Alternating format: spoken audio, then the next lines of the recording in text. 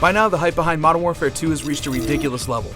Ever since it was first announced, fans wondered if it could best the almighty Call of Duty 4, the game that a lot of people consider to be the best in the series. Well, we've seen all the commercials, the trailers, and the leaked footage. Now it's time to talk about the final game. Modern Warfare 2 is here, and it's ready to blow you away.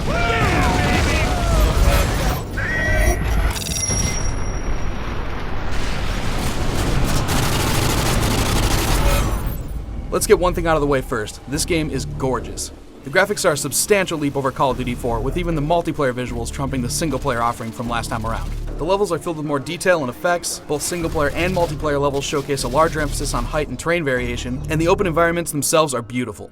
Unfortunately, as slick as the graphics are, the game does have some presentation issues, especially when it comes down to single-player story. A lot of people may be disappointed to learn that it's short, and I mean really short. On regular difficulty, I was able to beat it in just under 5 hours, with an additional hardened playthrough taking about 6.5. As far as the campaign itself, I personally had a great time from start to finish, but the way the game tells its tale does have quite a few problems.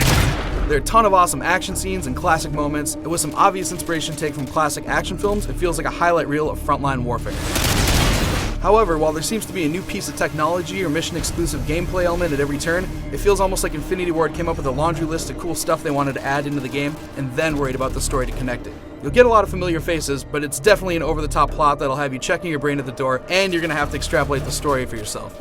Single player is still a blast, but it's not gonna live up to the legacy that Call of Duty has created.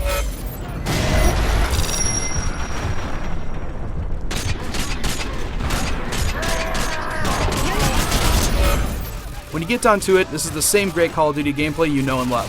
Thankfully, they've done away with a lot of the issues too, such as running into enemies that are infinitely respawning until you move forward, and those annoying where do I go moments that COD4 often had.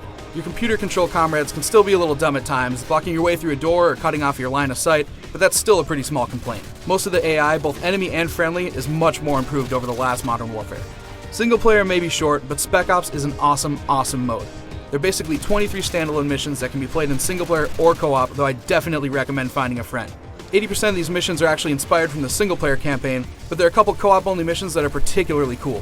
One mission will have a player piloting the AC-130 in the sky while escorting his buddy through a military outpost during nightfall, and it's epic to say the least. Infinity Ward has also confirmed that new Spec Ops missions will be available via DLC, so there's a lot of potential for expansion in this mode. And of course, there's also multiplayer, which is hands down the biggest part of this game. I'm a seasoned Modern Warfare player, and let me tell you, the multiplayer is more balanced and fun to play than it was in Call of Duty 4. There are way more unlockables, and you're constantly being rewarded for playing the game. You'll find more weapons, a huge list of gun attachments and perks, and each perk now includes a new pro mode that acts as a secondary function once you unlock it. Death streaks are going to help newbies feel not quite so dominated, though seasoned players are barely even going to notice them, and all those worries about it screwing up balance should be tossed out the window straight away.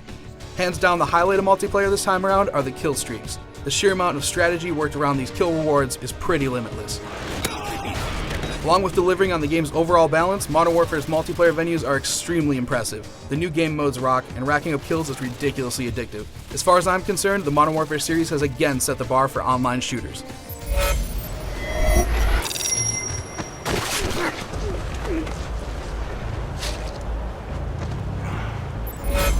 When you look at the total package, Call of Duty Modern Warfare 2 is an awesome experience all around.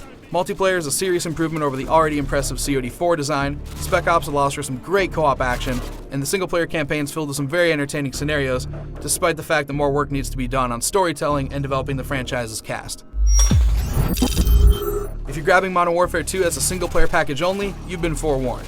For everyone else, Infinity Ward's latest epic is a must-own offering. To see more on Modern Warfare 2 and to check out my full written review, head on over to IGN.com.